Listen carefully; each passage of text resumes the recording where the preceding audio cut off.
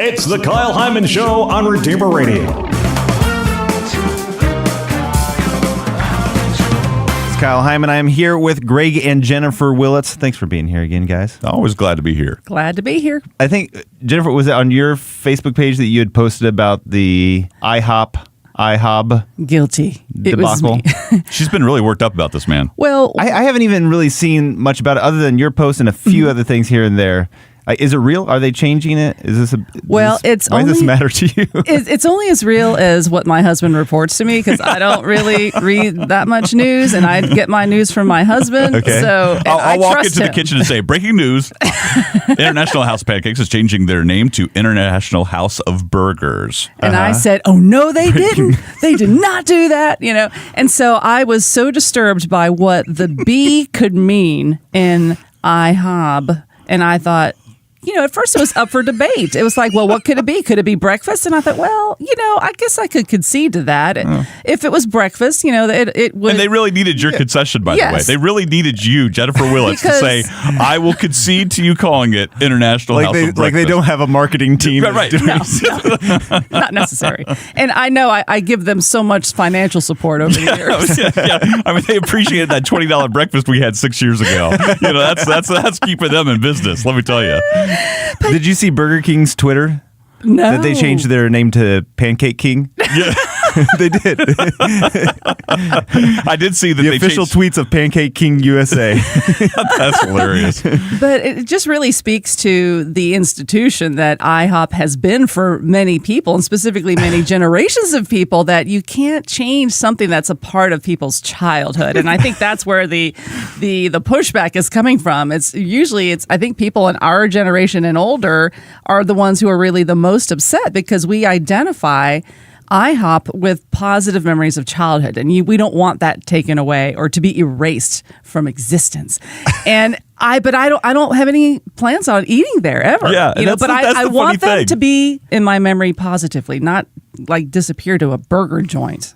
So this is a funny thing. So I've been listening to your podcast for a long time. It's just kind of we've talked about this before. It's kind of like a reality show type of thing. And so hearing about things that you're doing as a family, and one of the things you guys latch on to these childhood memories, things that you got in a big debate a while back about celebrating somebody's birthday on their actual birthday versus changing it to another day. Yeah. And this is something you're so passionate about. It's like, our family, who cares when your birthday is? We'll celebrate it, give or take a couple weeks. Yeah. Whenever it's convenient for us to celebrate it. But you're so specific on it has to be on their birthday, and you can't have cake on another day. Well, you're passionate about these things. And I think it dies down to what you did as a kid, right? And for me, because my birthday is in the first week of November, I have this thing against celebrating my birthday on a different day, because when I was a kid, my dad traveled all the time, but before you could do absentee ballots, you pretty much had to be in town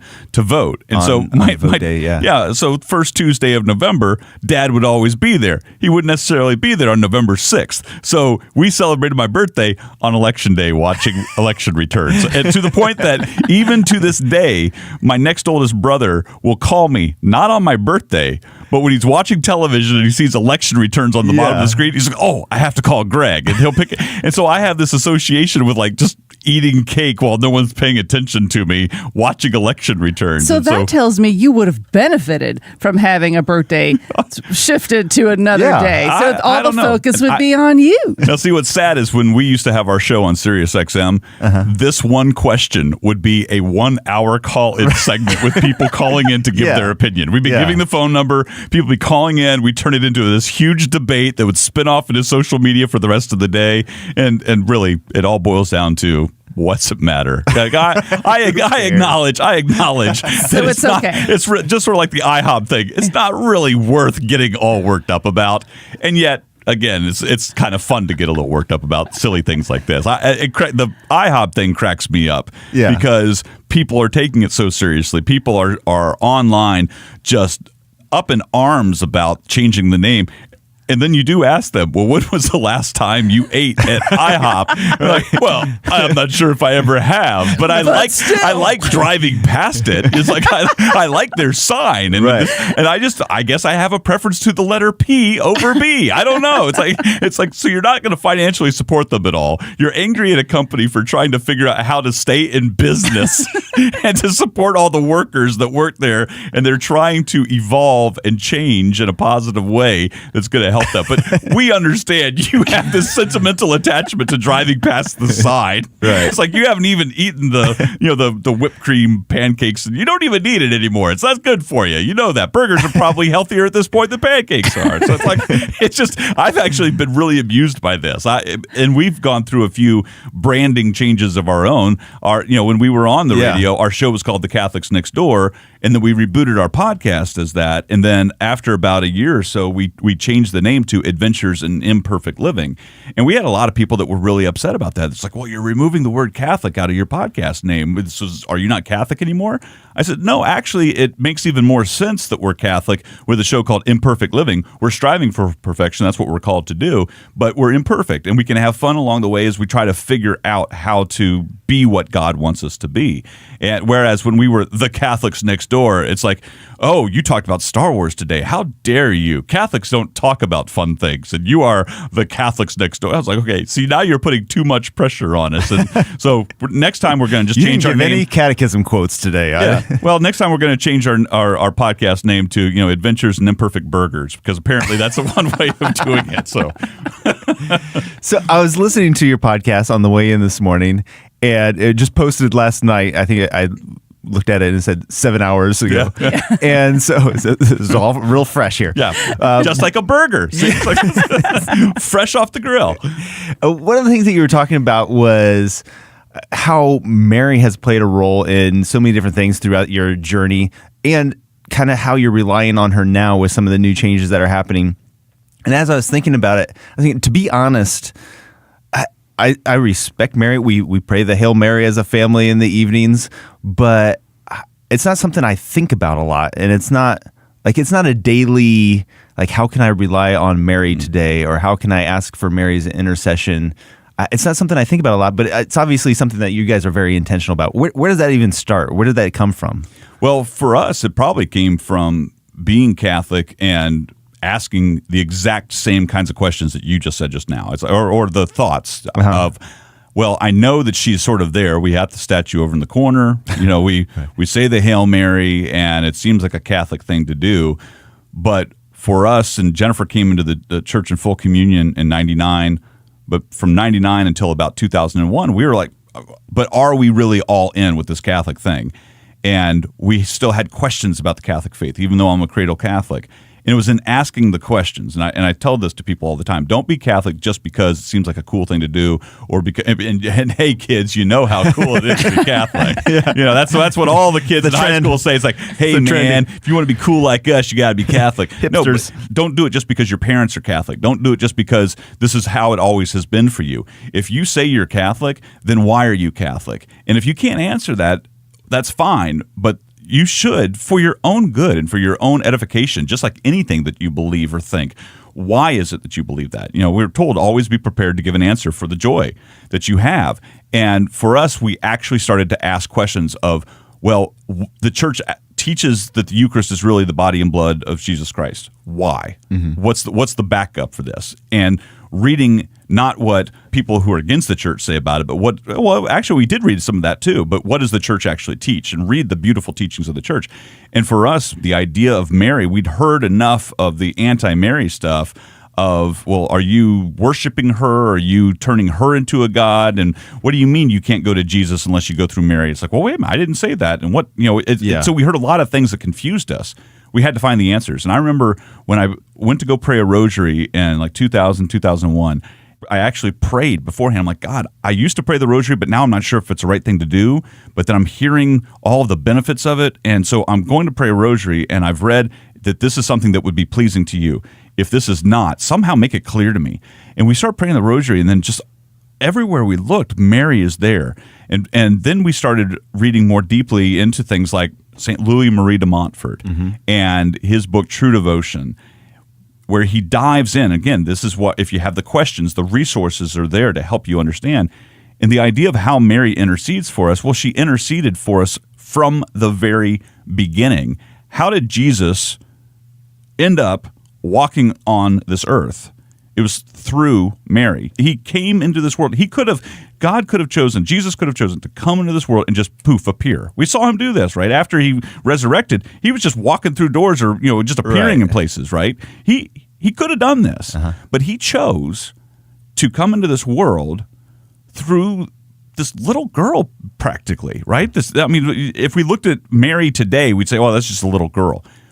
This young woman. And he chose to enter into the world through her. Well, that was, number one, a great act of humility, to say yes to God, that be willing to do that. That's what Mary did. But even Jesus showing us how we can be humble, how we can seek him through Mary. And while that may be a very, very high-level way of looking at it, there's something deeper in a level of humility of going to Jesus through Mary. And one of the examples that we used on our podcast this week, and you can go to gregandjennifer.com to hear it, it's episode 230, and I called it Jennifer's Obstinance is the title of it. It's a picture of a donkey. It's a donkey standing next to Jennifer. Concede to that photo. But the idea that we can go to Mary as our intercessor, it's an act of humility on our part. We're called to be humble. Of saying, you know what, I could go to the Queen of England and say, hey, Queenie, can you do me a favor? Because that's how you address her, apparently. So I think I read that somewhere. Hey, Queenie. So this is the way you do it. Sure. But it's more humble, and it's also could be advantageous if instead you went to her grandson, Prince William, said, or Prince William, can you intercede? Can you go to your grandmother for us and ask her to do this favor? And you can kind of feel, it's like, yeah, if you had that that would be a good way. But then what if you went to Princess Kate, his wife, and said, hey, Princess Kate, can you go talk to Prince William and ask him if he would talk to his grandmother on our behalf, right? You can kind of see. Well, then what if you went to the butler, right? And you said, butler, could you go and ask Princess Kate if she would talk to her husband to talk to the grandmother? You can see how even though it's several ways removed, it could still be a very efficacious way of going through. At the same time, you're exhibiting humility, and now you have multiple levels who are there to help you as well. Yeah. You're not just reaching out directly to the queen. You're basically petitioning, and this is an earthly example, right? I'm not saying that this is, the butler to the queen. That's how you get to the, her royal highness. But I'm using this as an example of we can go to the saints, we can go to Mary, we can ask for their intercession, and it does us good. It does us good because we're participating in the communion of saints. We're exhibiting humility. And when we go to Mary, we're going to the vessel that Jesus himself chose in the first place to enter into this world.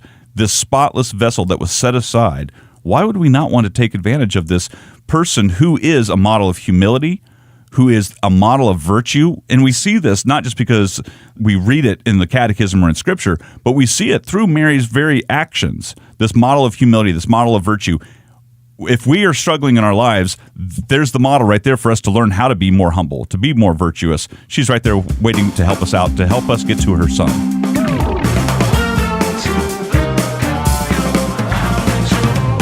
We talked about your Marian devotion and the Rosary Army app, which people can find at app.rosaryarmy.com. Check out the podcast at gregandjenniferwillits.com. Also, gregandjennifer.com. No, Greg and Jennifer Willits will work too. You registered that URL also? How many domains do you own? I think we're at 42, which is it's the Every answer month. To the universe and everything. Yeah, but it's also, good. I think that's actually the amount of domains that we own too. So if you get another one, then you have to delete one. You know how some people feel guilty for getting a snack at the grocery store and sneaking it in so that their spouse doesn't know. Yeah. That's how I am with domains. I'm like, honey, I'm sorry, I registered another domain. Yeah. Stop it. Which one? They're all renewing at all different times. I don't even know what for and why, and it's just crazy. It's all right. So speaking of all these different adventures and all these different domains and projects, the newest one, Exceptional You, is spawned off of the Exceptional Together that we talked about last time you were here, which was for couples. Exceptional You is for anybody. Yeah. And I like the idea. It's a journey to finding greater happiness. Yeah. Why did you think that there's a need for greater happiness in people's lives? Well, number one, just from my own experiences and having gone on a journey throughout life I'm someone who has struggled and dealt with depression and anxiety for most of my life. Since I was about 12 years old is when it first started coming out. And I've had to deal with it at higher levels of severity at different times in my life. And this desire also through what we've done in Catholic media for so many years now of talking to people, they have given their lives to God, and yet at the same time they're feeling so unhappy in their lives, and they're struggling to find that joy. And then even just last week, it was a rough week for so many people when you saw the suicide deaths of the designer Kate Spade, of Anthony Bourdain. I can never say his last name, but here are these people that seemingly had it all, and yet that something was going on that they took their own lives. And just having known so many people, and like I said, myself included, who struggle, we have to start focusing on how we're going to bring greater happiness into our lives. And happiness doesn't just come from a gallon of ice cream. It doesn't, that's a fleeting type of happiness. We're really trying to find greater joy. And so often we find that joy, that greater happiness, when we set about truly trying to transform our lives, trying to start interiorly, what does God ultimately want us to do? What are we made for in this world? And what deliberate steps are we taking? And sometimes it can be steps that you're afraid to take, of taking these chances. What are we doing to truly not just have subpar lives or status quo lives, but every day we are taking steps for exceptional change in our lives, that we are truly striving to be exceptional. We are set aside, just like we were talking about Mary. She was set aside for an exceptional reason. She was set aside to be the mother of God. We as Christians are set aside for special reasons as well. We're set aside. We're called to be exceptional. And yet we often don't know how to do that.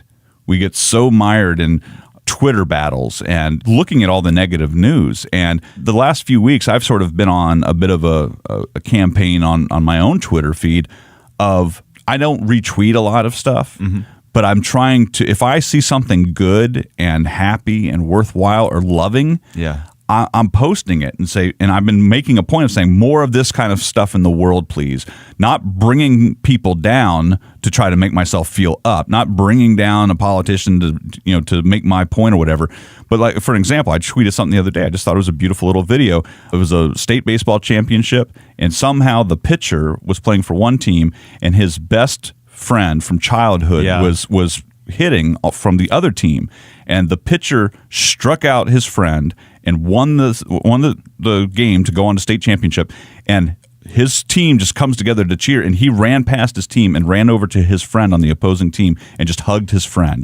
Just hugged his friend. And it's like, more of this in the world, please. More of this. Right. And so the idea of exceptional you is a 21-day journey. It's and really, you could take longer than that if you would like, but it's designed that you can, in about 3 weeks, go through these 30-plus video modules that we've created to help you to understand yourself and what it means to be exceptional and what it means to change into an exceptional you. What are tactile steps, actual things that you can do in your life now so that you are beginning to experience more happiness, more joy, more satisfaction in what you're doing, and having a more positive impact on those around you. So if someone's feeling sad, if they feel like they're not living the full life that they just in their heart, deep down, feel like they're supposed to be living, that's what this program is for, to be able to say, I need a companion in this journey, and Jennifer and I are those companions. And not just for people that are struggling with depression. No, absolutely not. If they're happy right now, but they still feel that sense of, I want to do more. How do I do it? How do I strive to improve my finances or improve my work situation, or just to better understand what it is that I would like to do in life? And we don't tell you that, but we give you the tools so that you can figure that out on your own. Where can people get signed up for that? Well, you can just go to our website, gregandjennifer.com, and right on the main splash page, you'll see our current programs are always going to be on the main landing page. So right now, we have already begun our current session for Exceptional You, which began on June 11th, but it ends on June 30th. And for those who have signed up, you get access to the video modules for up to a year. So you have the time to take the time to do it right and not rush through the material, because it is intense. It's designed for people who are ready to work. And so that's how we designed the program to run. And we also have upcoming in July, we're doing our second session of Exceptional Together back for married couples. Again, just go to gregandjennifer.com and you'll always see the latest programs that we're offering. All right. And I want to talk more about what it means to be exceptional, and maybe we can talk about what some of the first couple modules look like and things like that. I think it's interesting that one of the things you started with was, what does exceptional even mean? Yeah. Which ever since I saw that question, I was like, I don't know. What does it mean? Like, that's a good question. That's a good one to start with. Well, we in the program we give an example right out of the gates. Like, there was this guy a few years ago, and this is a true story. His Twitter handle is @Peter Shankman, and he was flying from Tampa to Newark, and he had this tight flight. He knew he wasn't going to have time to stop for dinner anywhere, and as a joke, as he's leaving Tampa, he pulls out his phone and he tweets to Morton's Steakhouse. He says, "Hey, at Morton's, can you meet me at the Newark airport with a porterhouse when I land in 2 hours? Okay, thanks." And he lands. A joke, yeah. He lands 2.5 hours later, and there's this dude standing there in a tuxedo with a bag with a 24-ounce porterhouse steak, shrimp, potatoes, bread, all the fixings, all the napkins, all the silverware. And someone at Morton's saw the tweet, forwarded it to the nearest Morton's closest to the airport. They fixed the meal and then drove 23.5 miles to meet this guy. That you could say was exceptional customer service. Yeah. I mean, they went above and beyond. Now, did they know that it was going to get picked up on Twitter? Did they, they figured, here's this guy with Twitter, maybe he's going to post it. Maybe they were having a slow night and they were just looking to have some fun. Who knows? But it still was an exceptional thing. And so one of the things that we want to define early on in the program is, what does exceptional mean? And exceptional doesn't mean perfect. We know that we are imperfect people, that we know that we have our weaknesses and foibles. But that doesn't stop us from trying to improve ourselves on a regular basis. And yet, how often do we wake up in the morning and say, how shall I improve myself today? How shall I work towards being an exceptional version of myself today? And, you have to stop and say, well, what does exceptional even mean in the first place? And the definition of it is to form an exception or a rare instance of something, right? So in today's world, when you hear, the world is all full of negative people and anger and, it's just constant noise. It's like, okay, well, how are you an exception to that rule? Right. How are you a rare instance? And it also can mean unusual or extraordinary, and you might think, well, there's nothing extraordinary about myself, that there's nothing that I can do. For example, an exceptional violinist. It's like, well, there's nothing I do that's exceptional. It's like, well, I bet you we could find something. If we sat down, we could probably find at least one thing. Now, is it going to make you $1 million? Probably not. But hey, we could find something that you can latch onto and say, look, there's this little light inside of you that is given to you that is an example of exceptionality, that you are exceptional. And that idea of, you maybe you have an exceptional memory, or you're exceptional at Monopoly, or you're exceptional at something. But this idea of wanting to be exceptional, I think that we should take on that mantle of just desiring it. Because what's the antonym to exceptional? It's average. Average income, average intelligence, average sense of humor, average accomplishments. It's like we should strive for more than that. The idea of why you'd want to be exceptional is that you basically are just saying, you know what, I want to have the fullest version of the life that God has given me.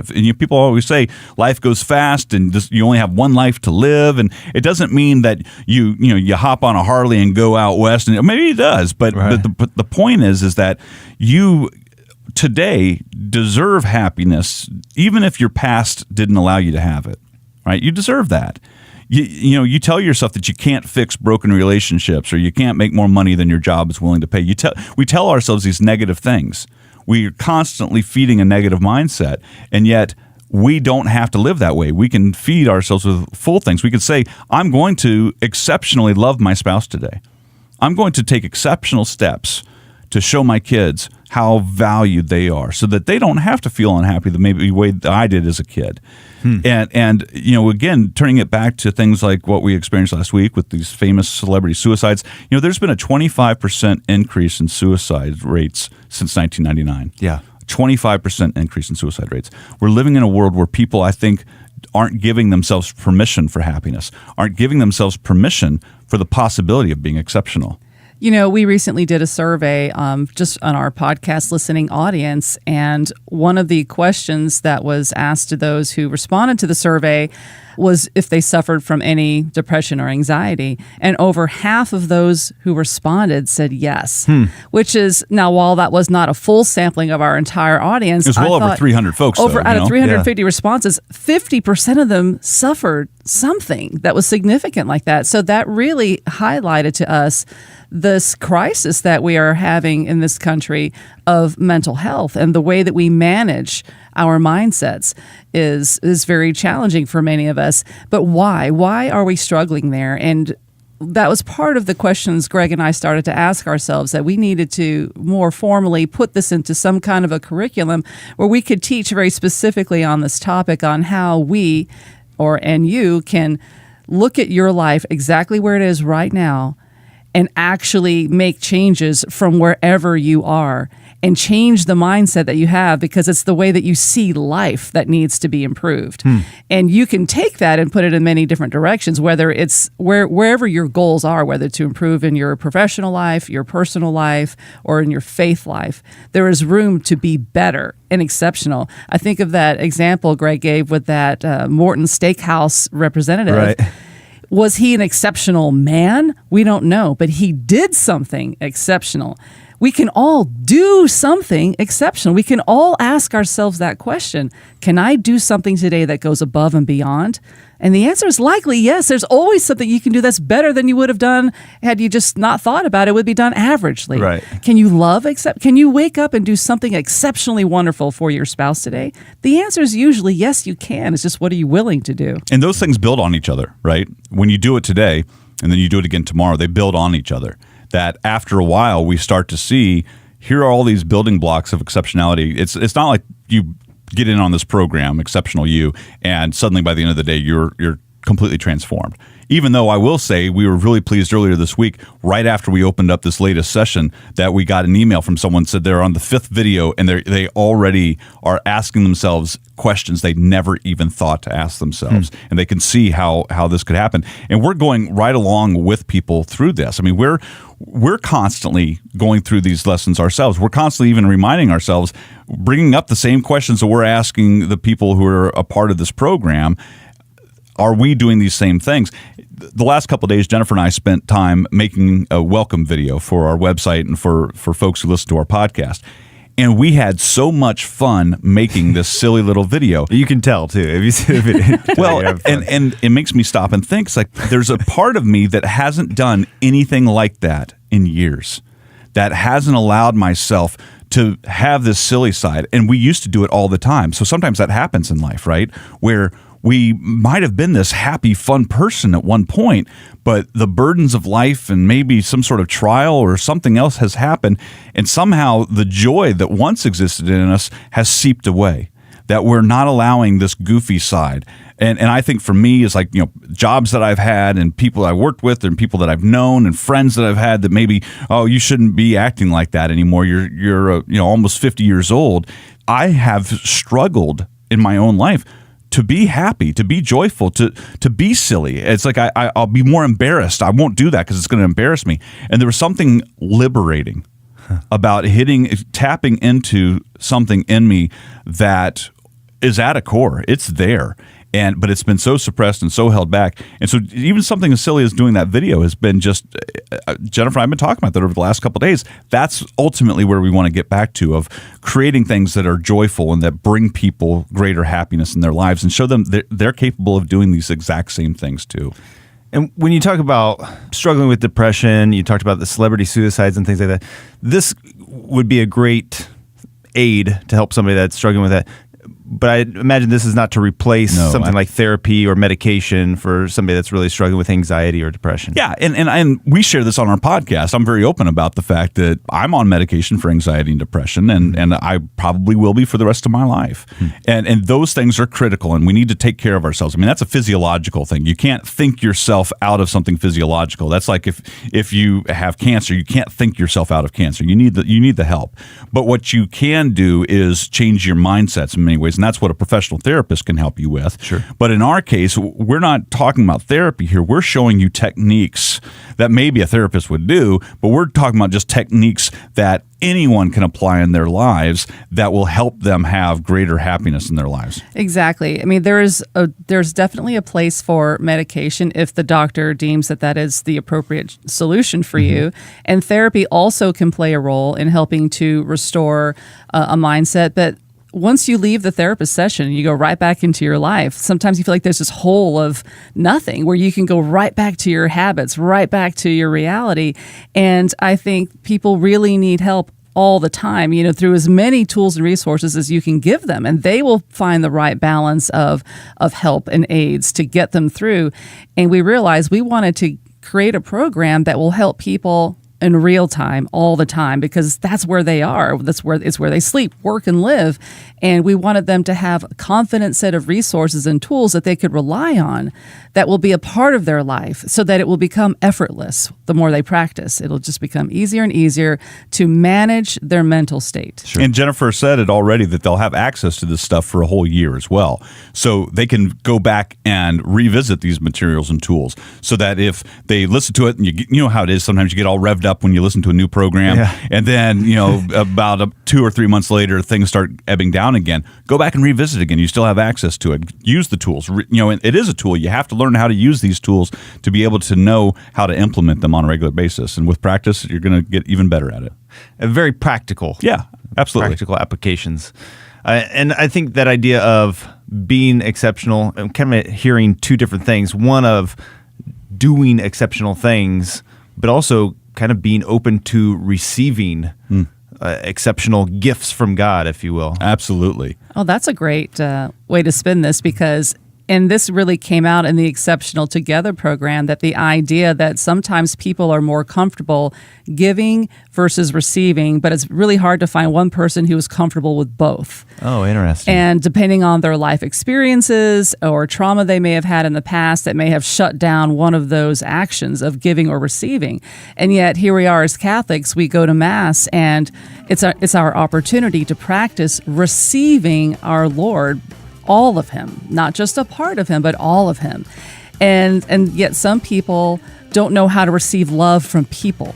They would just rather give, but not really receive. There was something there that was really challenging for them. So we dive into these topics, really exploring where does all that come from. So again, just gregandjennifer.com is where you can find all the information about our programs. The Exceptional U course is running right now. We're so excited about that.